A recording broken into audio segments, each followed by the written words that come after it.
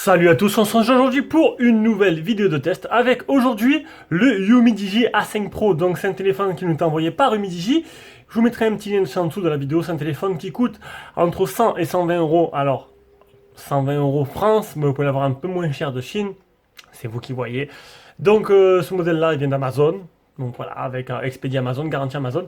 Donc du coup voilà, c'est tout. Donc le petit UmiDigi A5 Pro, qui est un téléphone rapport qualité-prix plutôt sympa. On va voir ça dans le test si il peut concurrencer un peu ce que fait Xiaomi dans ce gamme de prix. UmiDigi, on le sait, un peu leur talon d'Achille, c'est la photo. Sinon, au niveau matériel, c'est plutôt correct à chaque fois. Et on va voir ça de suite, si les progrès ont été faits ou pas. Si tu aimes nos vidéos, tu peux mettre un petit pouce bleu, tu peux t'abonner et activer la cloche pour rien rater des futures vidéos. Et si tu veux nous soutenir un peu plus, tu peux aller sur notre page Tipeee. Donc Tipeee, c'est une plateforme de financement participatif pour soutenir les gens comme nous qui font des vidéos. Tu nous fais un petit don, c'est pas grand chose, mais petit à petit, ça nous permet à la fin du mois de pouvoir investir dans des produits. Et en même temps, tipeur, en plus de ça, tu as des avantages que d'autres n'ont pas. Tu pourras acheter en priorité, d'avoir la priorité sur les téléphones et les accessoires de tout ce que l'on teste, à prix préférentiel bien sûr, ainsi que d'autres petits avantages, et ça c'est plutôt pas mal. On passe de suite au design du téléphone. Alors le design, vous l'avez peut-être vu dans le déballage, il est magnifique. Voilà, donc 75,9 de large sur 156 sur 8,2 mm d'épaisseur pour un poids de 203 grammes. Alors ça fait super lourd, mais franchement dans la main, même quand j'ai vu 203 grammes, j'y croyais pas trop en fait. Parce que je trouve pas si lourd que ça en fait. Il existe en noir, en bleu, il est fait dans l'aluminium et de verre. Il a un écran de type IPS à l'avant en 6,3 pouces. Définition 2280 x 1080. Et 83,94%, c'est ce que prend la surface de l'écran par rapport à la surface totale du téléphone.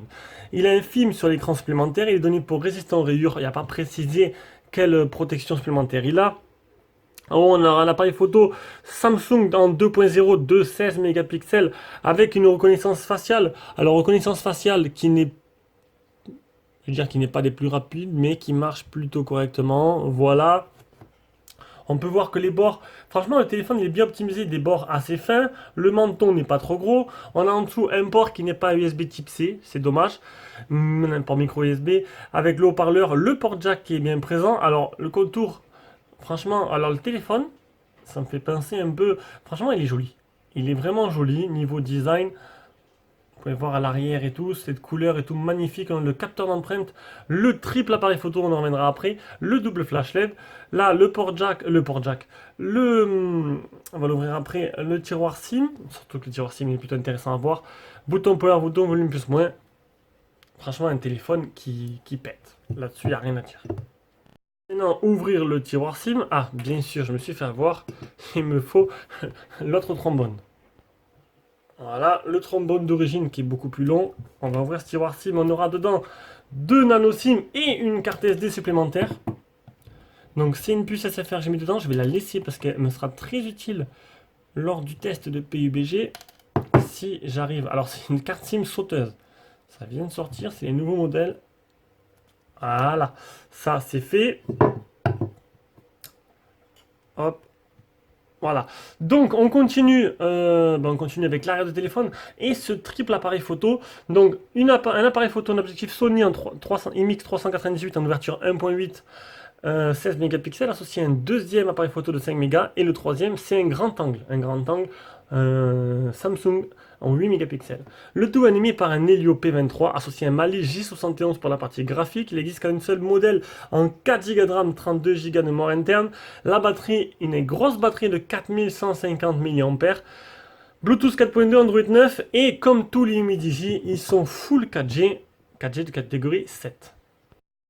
On passe directement à l'écran, donc un écran 6,3 pouces protégé par un film d'origine, un écran plutôt réactif, très joli avec une luminosité maximale qui est pas dégueulasse, pour y bien voir en plein soleil, surtout en ce moment.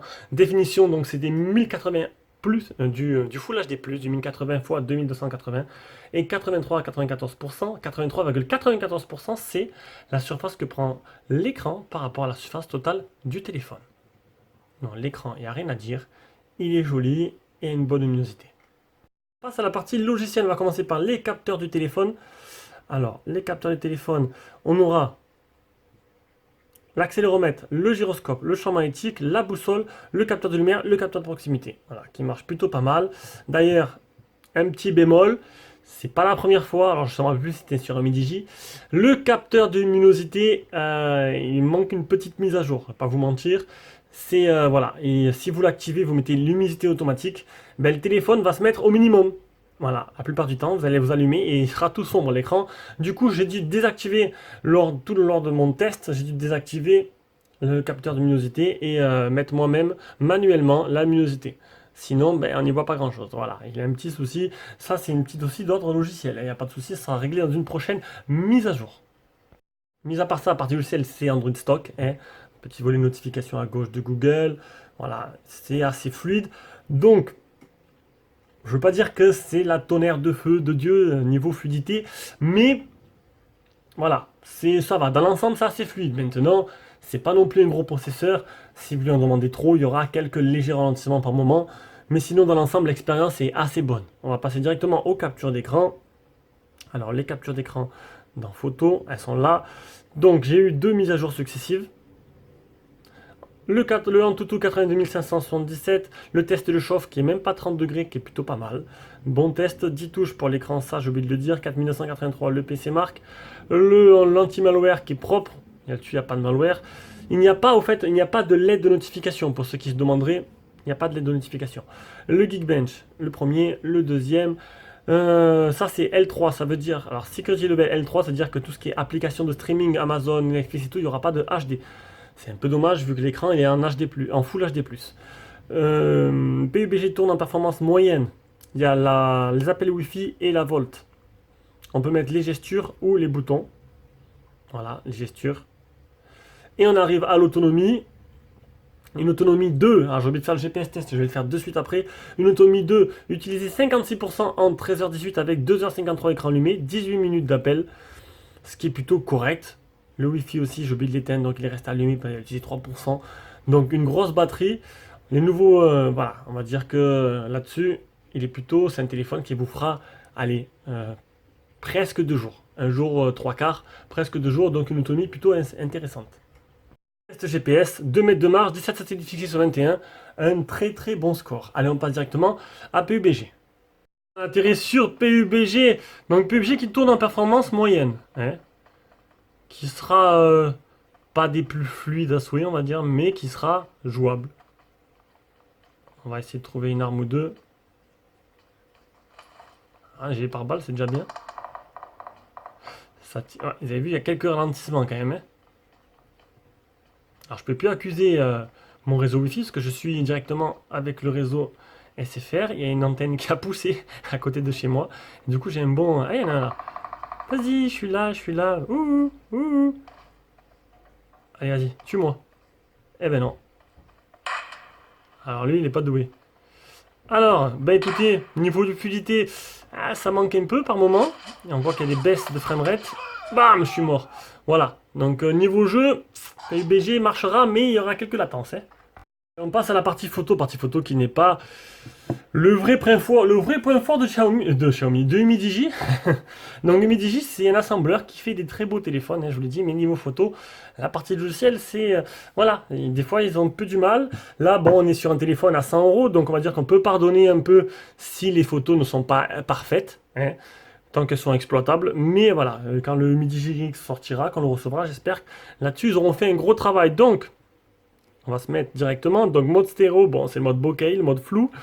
Le mode beauté, le mode image, bon image normale, je me suis mis en full screen en 9 millions de pixels, 16 neuvième. Bon maintenant je reprends toujours les photos en full screen, où là on voit rien du tout. Ah voilà, quand il y a un film sur l'écran, alors on va essayer de réduire ça. Quand il y a un film sur l'écran, ça me fait scintiller la vidéo. Et en mode vidéo, full HD bien sûr, en 30 fps, c'est plutôt simple. Là on a le petit bouton, vous cliquez, hop, ça se met en grand angle. Voilà. Et c'est tout. Allez, on va passer directement, on revient avec l'appareil photo frontal. D'abord, je vais vous mettre toutes les photos, les vidéos que j'ai prises. Et on reviendra avec le capteur frontal directement en vidéo comme d'hab.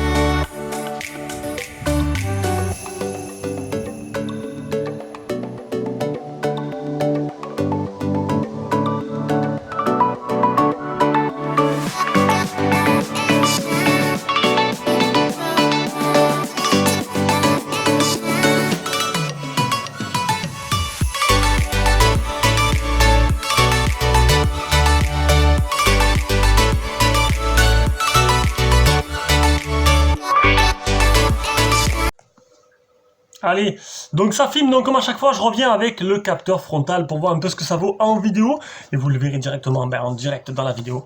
Donc alors, donc déjà là vous faites un aperçu de ce que vaut pour les pros du selfie.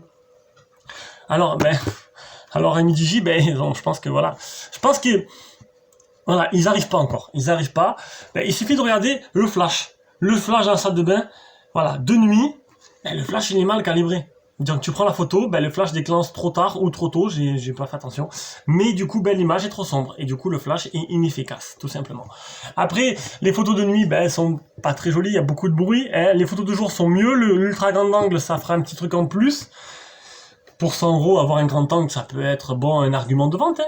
Mais sinon, niveau photo, la seule que j'ai bien aimée, c'est la photo bokeh du petit Bouddha, où je trouve que les contours sont très... le flou autour du Bouddha, vraiment, elle a été bien... Là, c'est bien foutu. Là, c'est bien foutu, il a bien été découpé. Mais sinon, dans l'ensemble, voilà, ce sera toujours pareil. En bonne situation, avec un bon soleil en plein jour, les photos seront plutôt correctes. Maintenant, dès que la luminosité baisse, voilà, le verdict tombe, des progrès restent à faire. Allez, dernier chapitre de ce test, ce sera le son. Le son en communication, donc plutôt correct là-dessus. On va maintenant écouter le haut-parleur.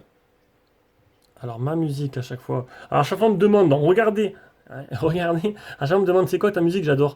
Et elle est où? Elle est là. C'est vrai qu'elle est pas mal. Pour une musique gratuite, elle est plutôt pas mal. Alors, on va se taper la pub de 4 secondes. C'est pas grave, je passe après. Allez.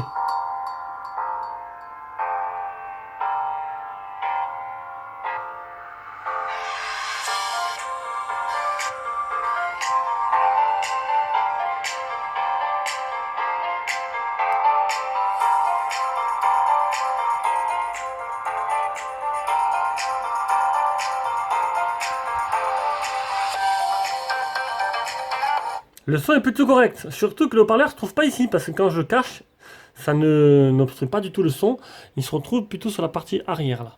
Il y a de petites vibrations à pleine puissance, ça va, c'est plutôt correct, c'est pas dégueulasse. Il est bien, il est puissant, un peu plus puissant à mon avis, serait saturé.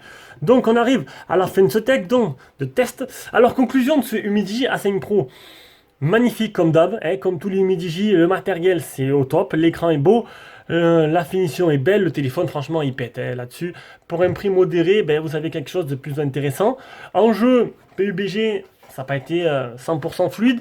Et en photo, comme d'habitude, voilà, c'est là où le bas blesse et c'est dommage. Mais sinon, voilà, ça dépend ce que vous allez en faire. En espérant, bon, Niveau photo, mise à jour, ça peut régler le problème du flash, hein. C'est comme le capteur de luminosité, ça peut être réglé avec la prochaine mise à jour. Il y a 2 mises à jour, ça n'a pas été réglé. J'espère que la troisième sera la bonne. Voilà, on sait jamais. Si Humidigi regarde en cas, je peux faire remonter l'info directement à mon contact et qui peut-être ça fera quelque chose. Allez, sur ce, je vous fais de gros bisous et on se rejoint pour une prochaine vidéo.